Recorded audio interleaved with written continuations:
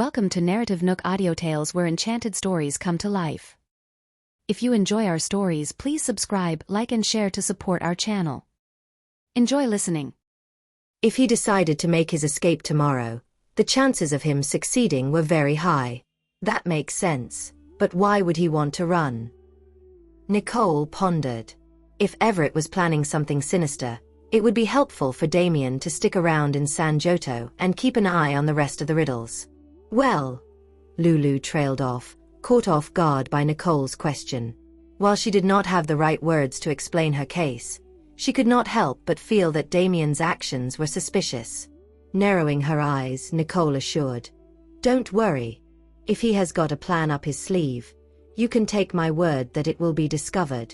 Tomorrow, the Riddle family would not care enough to keep their eyes on Damien, but what he would fail to take into account was that Patricia had tasked someone to keep an eye on him. Therefore, none of his actions would go unnoticed. What if he is really planning to escape? Lulu asked. If that's what he's trying to do. Nicole's eyes glinted with cold fury. Patricia will take care of it. She believed that Patricia would know what to do, and that she would make the best decision in regard to Damien. I see. Well, I guess we'll have to leave the rest to her then. Lulu nodded. While they were in the midst of their discussion, the secretary brought Nicole's breakfast in, prompting the duo to stop talking. Then, as Nicole began to eat, Lulu stood up and said, "I'll get back to work now." "Okay," Nicole replied, whereupon Lulu got out of the office. Nicole continued eating as she contemplated whether Damien's sudden, unusual change in behavior was somewhat related to everything surrounding Jared and Johnston Group. After giving it some thought, Nicole sent a message to Jared to inform him about the most recent development. At the very least, she wanted Jared to be aware of the sudden turn of events to prevent any errors in judgment. They could not be too careful in case there might be things Jared had overlooked. After she had received Jared's reply, Nicole smirked and placed the phone away. Her mind was now on Emery's wedding tomorrow. Both she and Lulu had to show up for the ceremony, so they had to take care of their work for the day as soon as possible. Just like that, the next day arrived in a jiffy. It was about 7 in the morning, but everyone at home had already gotten up, dressed to the nines, and were prepared to attend the wedding. "Daddy! Mommy! Another uncle is getting married!" Lana shouted as she looked up at Nicole, her eyes lighting up. "Yeah," Nicole smiled. However, the glimmer of light in Lana's eyes vanished as soon as she realized that Nicole did not understand what she was trying to tell her. "What about you and Daddy? When are you getting married?" Nicole could not help but chuckle and shake her head when the question was posed. "So this little girl is worried about us now, huh?" She then patted the little one in the head. "After all of your uncles have gotten married, Daddy and I will have our wedding." "Why?" Lana tilted her head in puzzlement. Frowning, Nolan butted in. "But Uncle Ella doesn't even have a girlfriend." This prompted another chuckle out of Nicole, who replied, "Yeah, and that is why we need Uncle Ella to double his efforts now." "This is unfair. Why does Mommy have to wait for all of our uncles to get married first?" Lana pouted. "If this is what it's come to, I'll have to wait for a long time," she thought. "Maybe it's because Mommy is not in a hurry." Nicole smiled. In reality, they had decided to hold off on the wedding because she and Jared still had much to take care of, and the unexpected turn of events as of late had only forced them to postpone the wedding once more. If none of these factors had come into play, they might have already gotten the wedding over with. However, she did not plan to tell Nolan and Lana about this. The little ones deserved a peaceful, carefree life, in which they were not roped into the complexities and dangers Nicole had been braving. "All right, we should leave now," Gloria reminded everyone after she had caught a glimpse of the time. The family members moved out one by one, and that was when Nicole glanced over at Stanley and asked in serious tone, "You're going alone?" Stanley knew that she was actually asking him why Tia was not around to accompany him, so he sighed and explained, "Grandma isn't feeling well, so Tia is staying with her." There, Nicole learned the reason as to why Mrs. Wallace Sr. was not planning to attend the wedding. She was not feeling well at all. Nicole furrowed her brows and replied, "You should go ahead. I'll check on Grandma. However, Stanley suddenly reached out to grab Nicole by the shoulder. Don't go now. Tia said Grandma just went to sleep. Let's wait until we're back. Fine. After the wedding, I'll go check on her again. Nicole decided after a moment of consideration. All right, let's head to the wedding then, Stanley said as he walked Nicole toward the exit. Raising a brow in skepticism, Nicole looked at Stanley and asked, You were planning to say something if Tia had agreed to come with you, weren't you? Stanley shook his head. It's not the right time yet. Taken aback, Nicole asked, What are you up to, exactly? You'll know when the time comes. Stanley replied in brief, still refusing to reveal the truth. Nicole rolled her eyes at Stanley. Fine. Keep your secrets. In turn, Stanley flashed her a smile without saying another word. Meanwhile, everyone had already entered their cars, ready to make their way to the venue. Nicole made a beeline for Jared's car, and upon opening the door, she was surprised to find him inside. You're coming too? Mommy, why can't Daddy go? Lana asked in confusion. Taken aback, Nicole froze and remained rooted on the spot until Jared reached out and pulled her into the car. It's okay. As the car started moving, Nicole settled down comfortably. If Jared was certain that his presence there would not be a problem, then it would not be.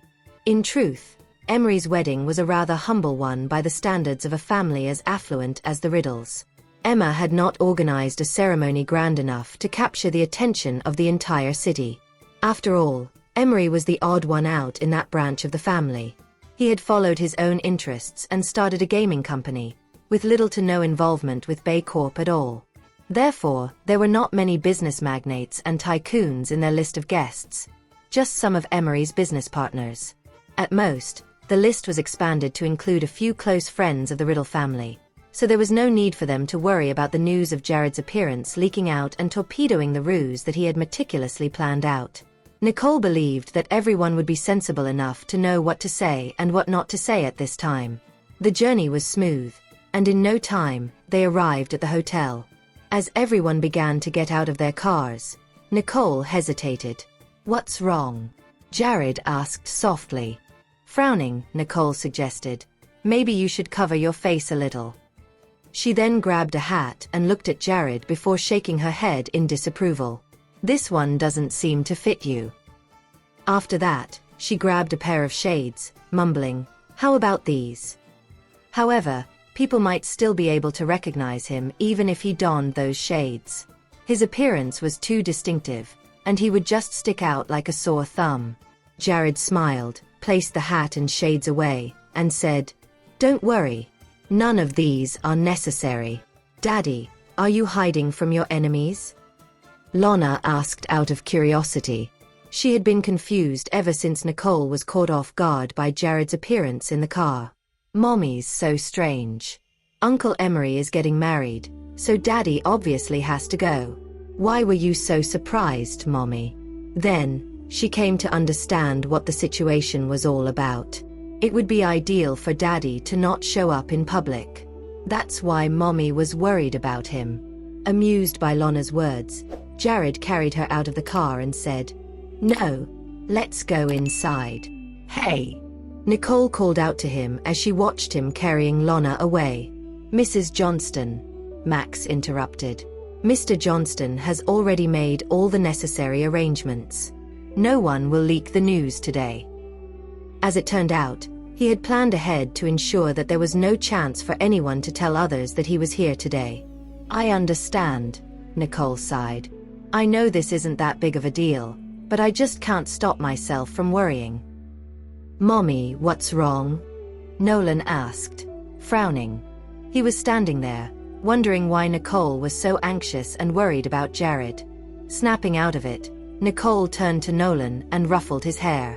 There's a project in your father's company that's being held back by some difficulties, and we're trying to find a way out of it.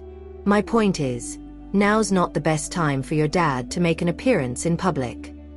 Is it because someone disguised himself as Dad and went abroad? Nolan cut to the chase. Shocked by how astute Nolan's observation was, she asked, "How did you know that?" "It's all over the news," Nolan replied confidently.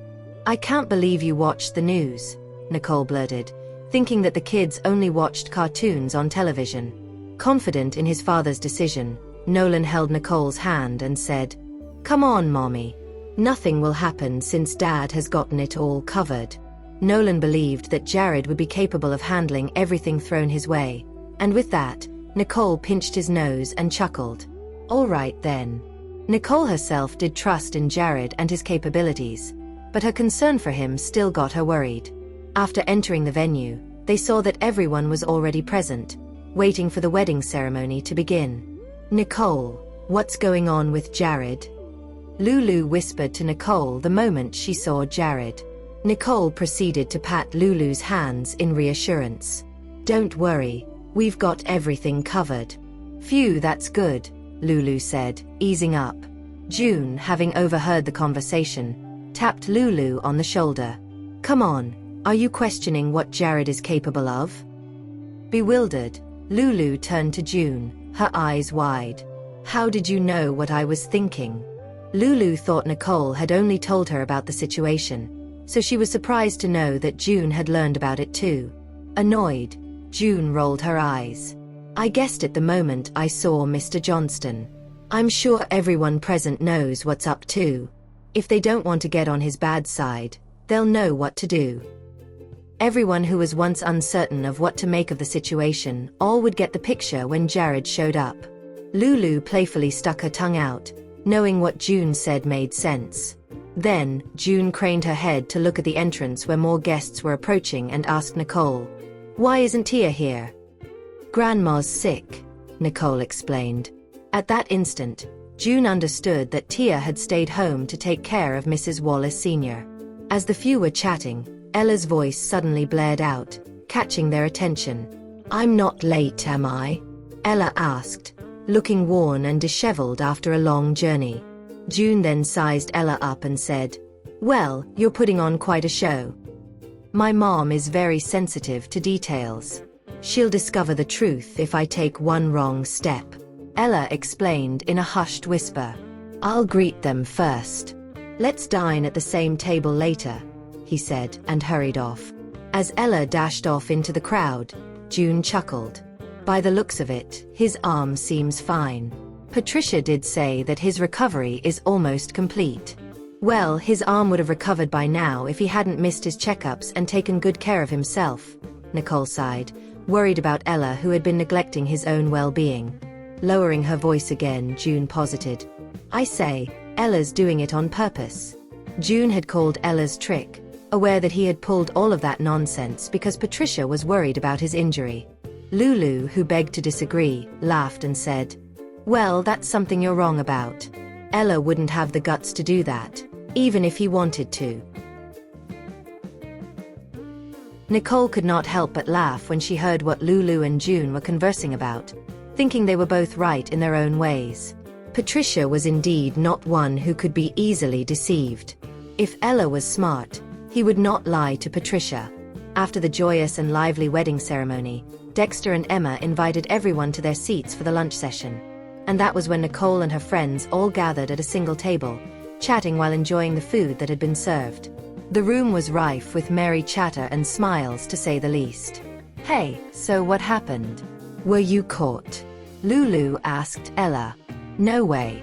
I gave the couple a huge gift, so my mom let me off the hook," Ella boasted. At the end of the day, they were at Emery's wedding, so Ella's parents were naturally more focused on welcoming the guests than telling Ella off.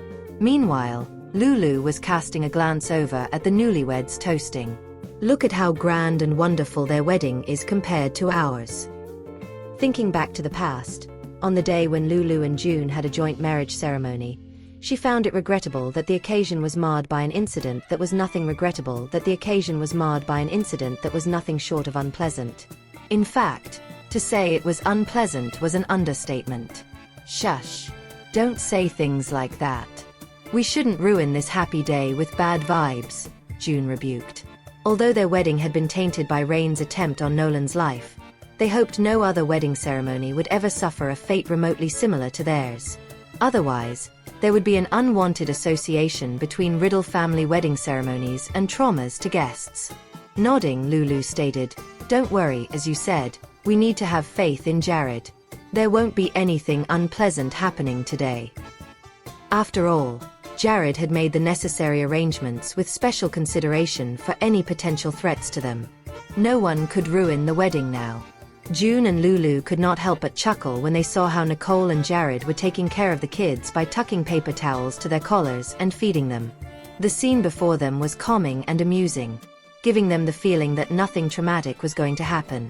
"Uncle Preston," Lana called out to Preston while Lana called out to Preston while looking at him after swallowing her food. "Yes, dear," Preston softly replied, all while smiling. "Do you have a girlfriend?" Lana asked candidly.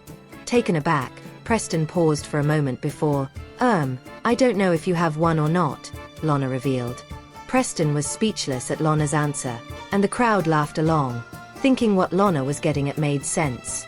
However, she went on to ignore the crowd's reaction, only wanting to know whether Preston had a girlfriend or not. At this stage, Preston, Stanley, and Ella were the only ones left single and unmarried.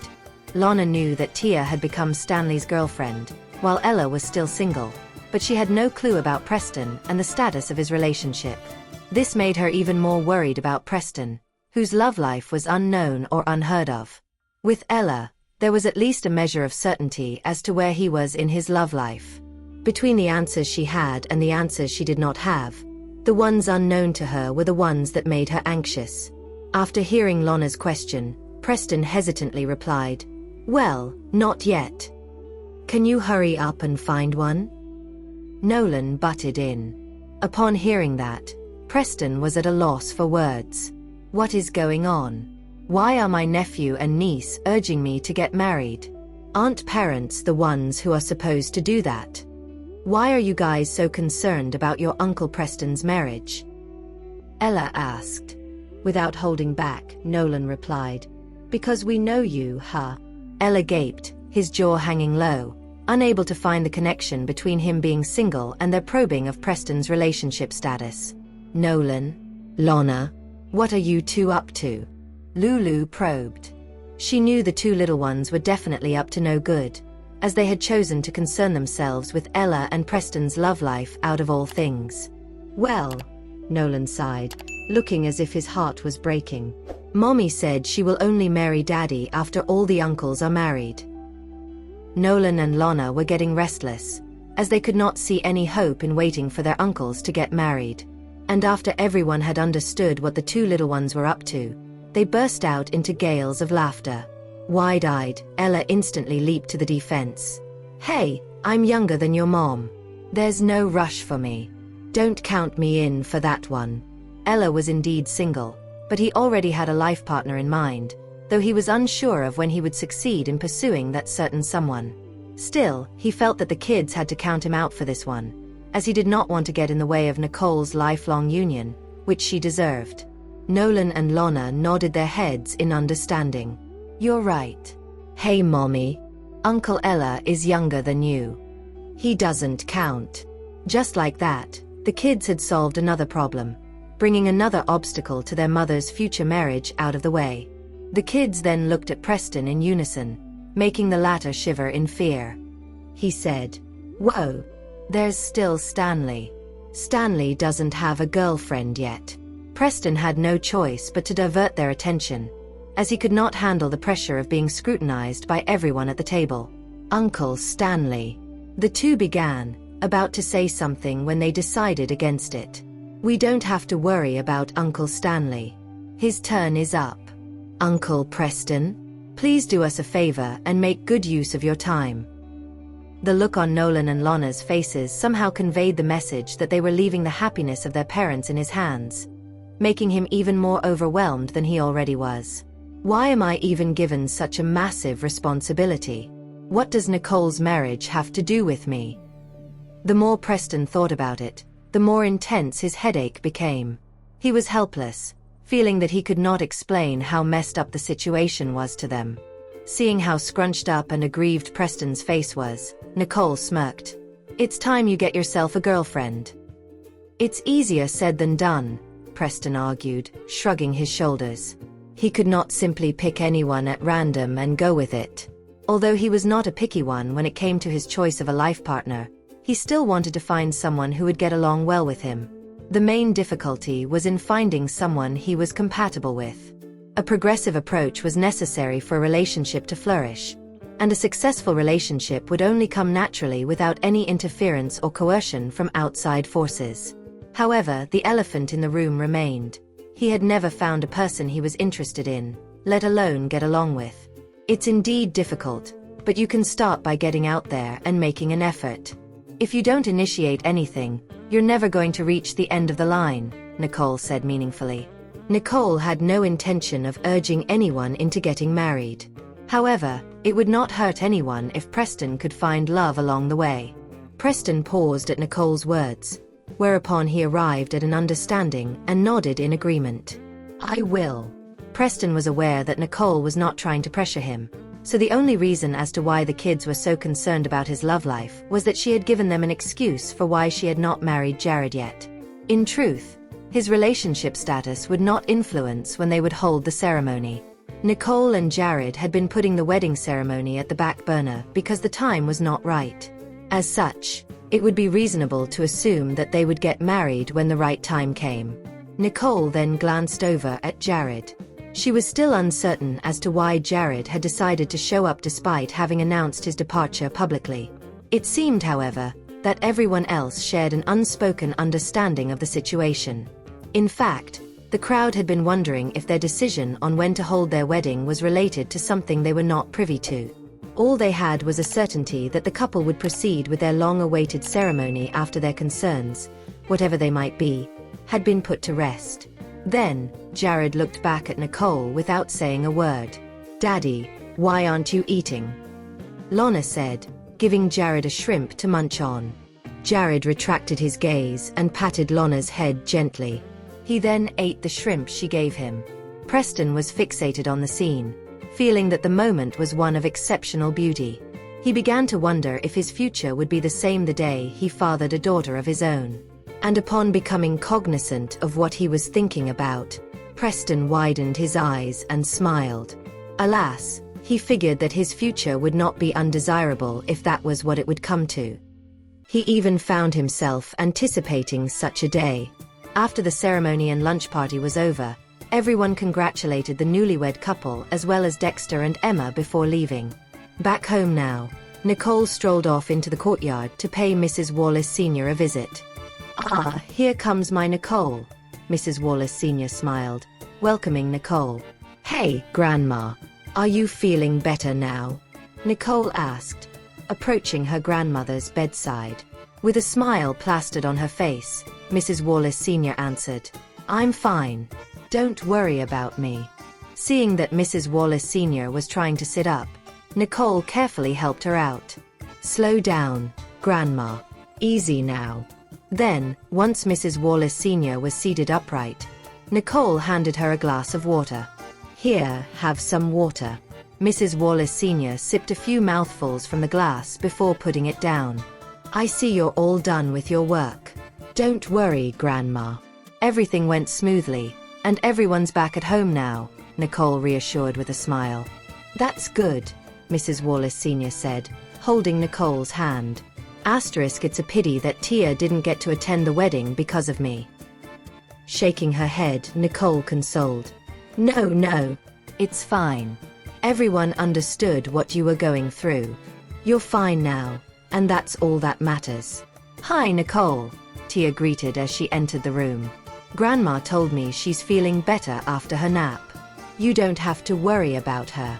Nicole was all smiles as she glanced over at Tia. Stanley mentioned that he's going to treat everyone to a meal in 2 days. Grandma should be fully recovered by then. You must come along, all right? After pausing for a moment, Tia nodded. "Oh yeah, sure."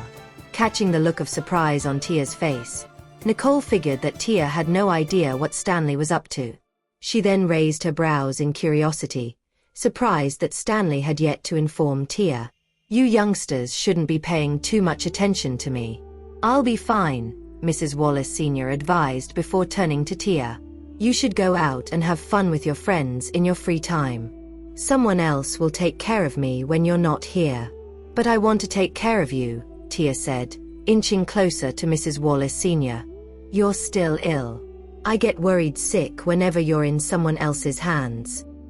Tia would be fine with going out on any other normal day, but she did not have the heart to have fun when Mrs. Wallace Sr. was still in need of her care. Shaking her head, Mrs. Wallace Sr. argued, "But you can't stay with me forever." Mrs. Wallace Sr. was hinting that one would always start their own family and their own home, and that Tia would eventually have to leave her. Tia understood Mrs. Wallace Sr.'s meaning and blushed. She argued, "I'm not going anywhere." Nicole chuckled at Tia's words, saying meaningfully, "Well, that's not wrong either. I guess you won't be going far." If Stanley and Tia got together, the two of them would most probably remain in the Riddle residence, unlike the others who had branched out and bought their own homes.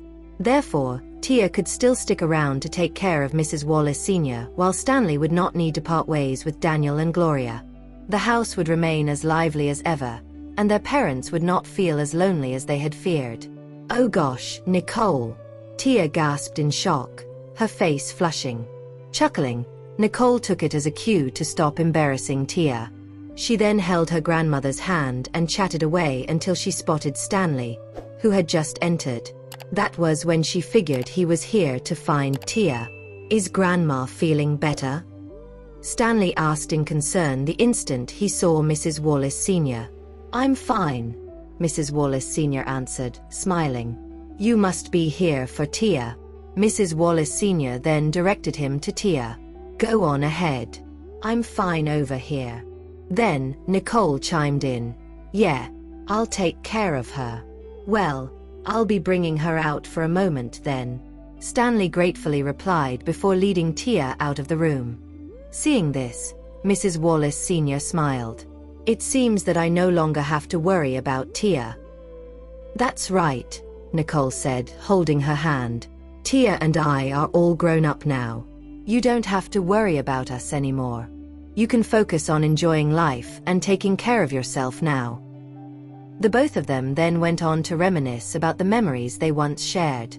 Meanwhile, Tia had stopped on her tracks once she had stepped out onto the courtyard. "Hey, is there anything you want to talk to me about?" "Nothing in particular. I just miss you. So here I am," Stanley revealed gently. Upon hearing Stanley's response, Tia blushed and stammered, Didn't we just meet in the morning?" "Well, I still missed you regardless," Stanley said, caressing Tia's hair. A surge of warmth and fuzziness filled Tia, causing her to blush. Stanley then held onto her hand and informed her, "I'm buying everyone dinner the day after tomorrow. Will you come along and join us?" "The day after tomorrow?" Tia asked, biting her lips in hesitation. "Are you tied up on that night?" Stanley asked. Tia mentally sighed, and with a smile, she shook her head. "No. I'll be there." "That's great. I'll pick you up, and we'll head over there together," Stanley smiled. "Yeah, sure." Tia nodded at Stanley, whose gaze was brimming with affection. Nicole, who just so happened to have walked out, was met with this scene, so she proceeded to clear her throat and interrupt the couple. Tia quickly released Stanley's hands and backed away from him. Turning to Nicole, Stanley asked, "Mrs. Wallace is taking a nap, isn't she?" "Yeah, she's fast asleep," Nicole answered before locking eyes with Stanley. "Well, I'll get out of your hair now. See you around." Annoyed, Stanley rolled his eyes. "Hey, wait up." He then grabbed Tia's hand and said, "I'll get going now. I'll pick you up the day after tomorrow." "Okay," Tia replied shyly, after which she turned around and returned to her house. As for Stanley, he ran after Nicole and asked, "Is there anything you want to discuss? We can talk along the way." Stanley knew Nicole had something to say to him. Otherwise, she would not have gone out of her way to get his attention. "About the dinner, have you not told Tia about it?" Nicole asked, cutting to the chase. Well, I just told her, Stanley revealed. Nicole nodded. Oh, so that's why. It was clear to her now that Stanley had shown up to tell Tia about the dinner. She felt that it would be ideal for him to take some time out to inform Tia in advance, as the day would be a special one. Do you have something to say to me?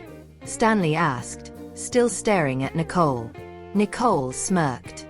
Well, I don't think I need to now. Since Stanley had gotten it all covered, he should know what to do next. If this was the plan he had in mind, Nicole would no doubt be ready to throw all of her support behind him. He stood frozen for a moment, but before he could utter another word, Nicole had already sauntered off in big strides. Then, he burst out laughing. What was I thinking? Nicole knows Tia really well. How could she not know? I'm sure she called it a long time ago. Nicole returned to the Riddle residence soon after and headed to Nolan's room. There, Jared was narrating stories to both of the kids as they were preparing to take a nap. Mommy. Nolan and Lana called out when they saw her. They looked drowsy, and were already prepared to fall asleep. Nicole reached out to hug Lana affectionately. It's your nap time, right? Let's bring you back to your room. Okay, Lana nodded, after which she rested her head on Nicole's shoulder and shut her eyes. Jared placed the storybook and tucked Nolan in. After the boy had fallen asleep, Jared emerged, bumping into Nicole, who had also just exited Lana's room. Looking at Nicole, Jared smiled and led her back to their own bedroom. You must be tired, Jared remarked, having noticed how fatigued Nicole was. It's all right. But I do feel like taking a nap, Nicole replied, walking up to her bed. As Nicole laid herself down on the mattress, Jared flashed her a smile. Go ahead. Not wanting to interrupt Nicole's nap, he quietly walked over to his desk and switched his computer on. As for Nicole, she closed her eyes and fell asleep, knowing that Jared wanted to get back to work. The moment Jared switched his computer on, an unread email popped up on his screen. Upon opening the email and reading its contents, his eyes slightly widened in shock. As it turned out, Max had arrived, and the situation there was more complicated than they had thought. Therefore, Max might have to stay there for a few more days. Jared proceeded to read Max's report in detail, send him a reply, and stood up. Then, he walked over to the floor-to-ceiling window overlooking the courtyard.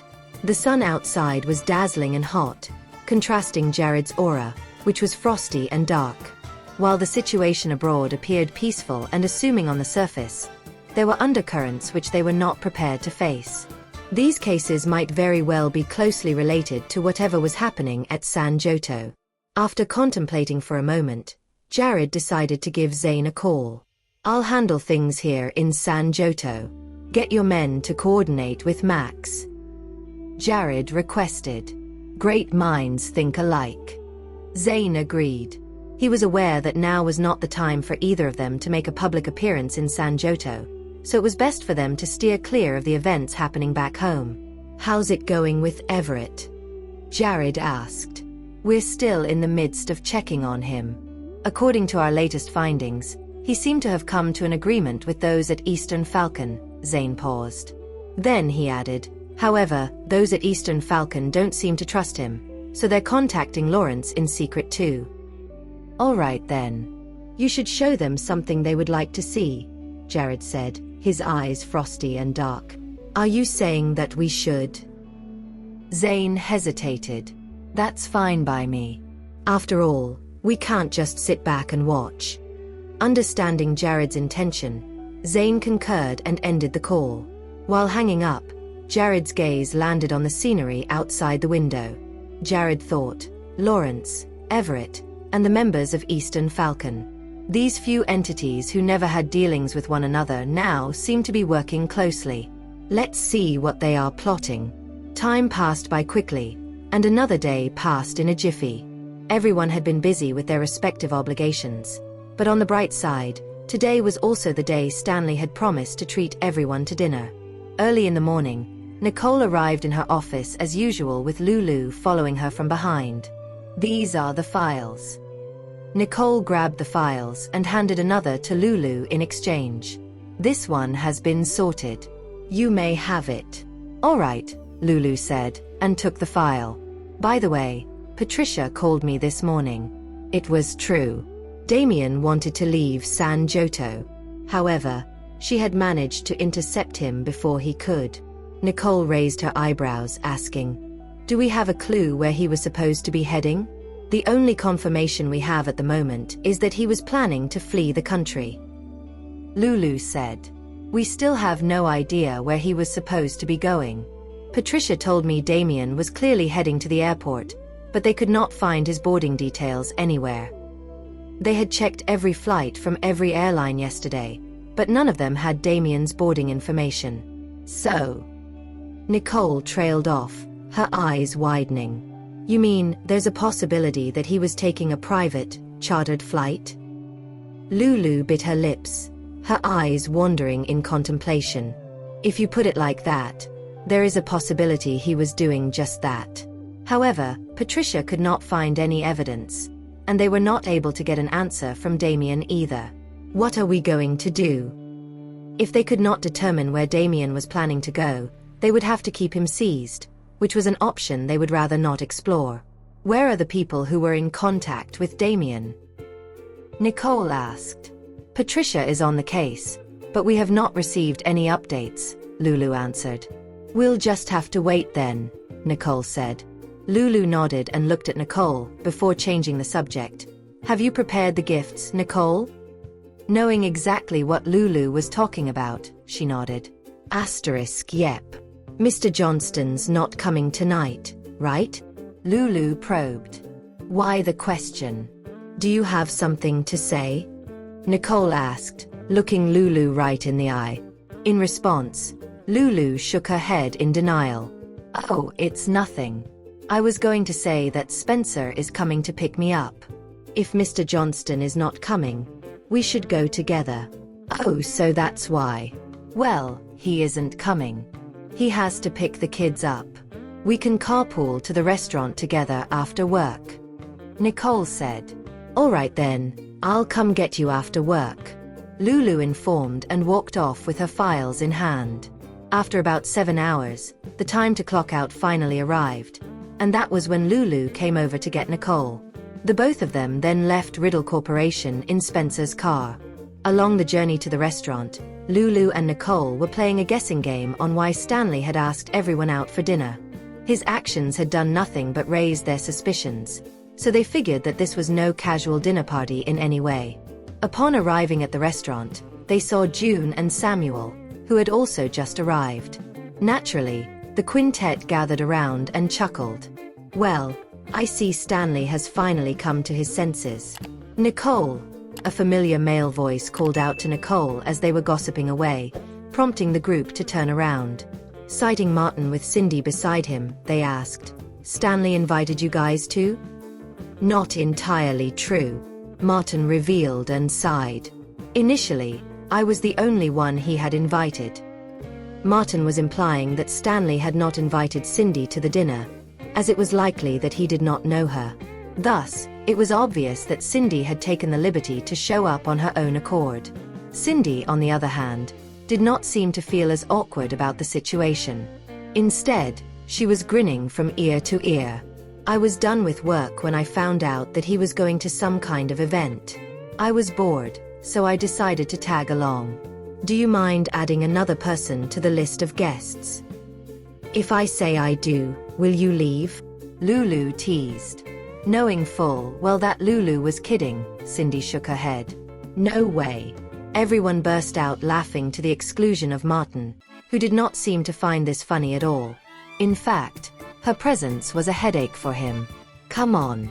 Let's get in. Well, you made the right choice.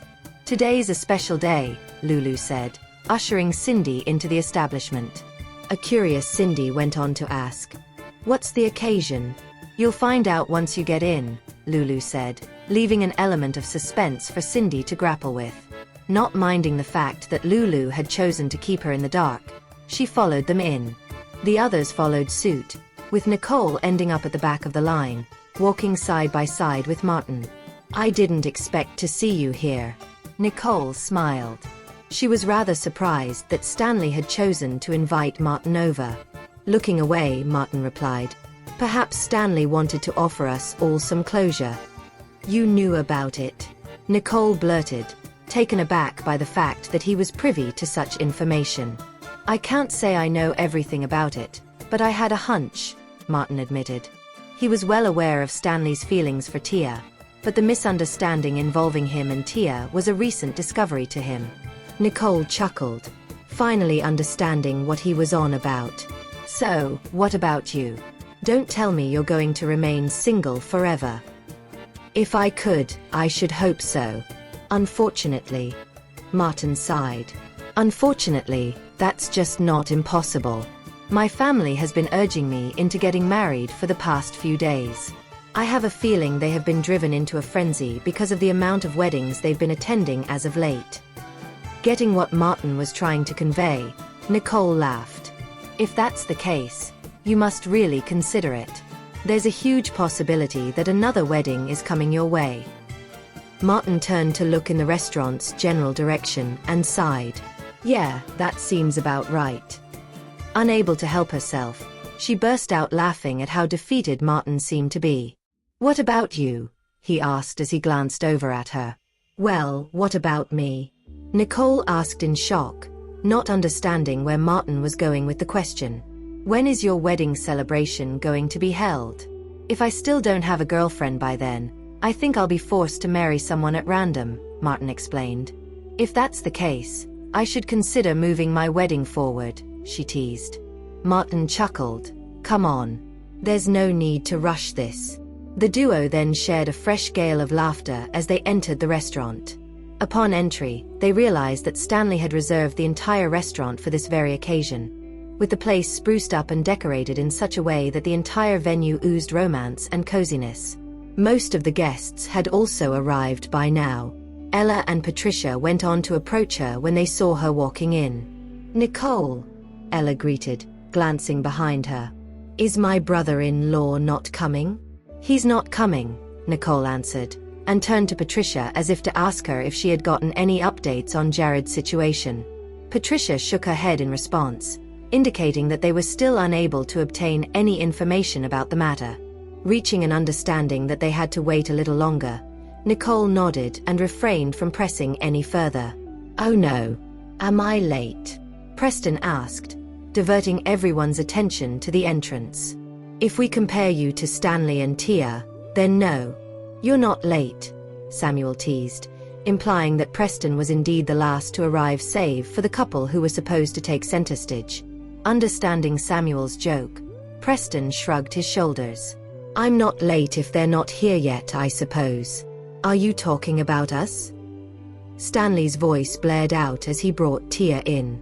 Seeing that everyone Stanley had invited was present, Spencer cast his brother a meaningful glance and asked, "Is everything ready now?" "Yes," Stanley nodded, holding Tia's hand, and approached the dining table. "Please, have a seat, everyone."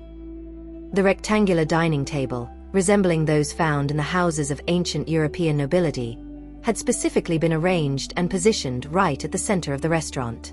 It was large and long, giving everyone more than enough space to get themselves comfortable.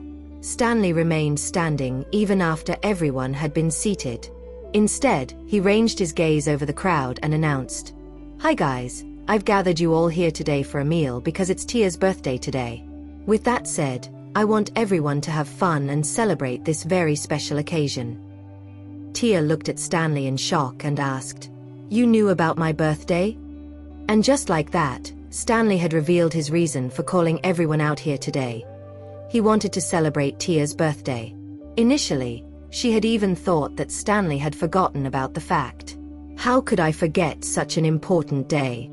Stanley replied, his voice warm and affectionate. Then, he produced an ornamented, rectangular box and proffered it to her. "This is for you. Happy birthday." Tia opened her gift, and to her surprise, she found a 24-carat diamond necklace, the design of which she had always fancied. "Thank you, Stanley," Tia said, feeling warm and fuzzy from within. Smiling, Stanley took the necklace out and cuffed it to Tia's neck. If you have enjoyed this story, please like and share so others can see it too. Also hit the subscription button and notification bell so you can be notified on our next release. Thank you for your support. God bless you.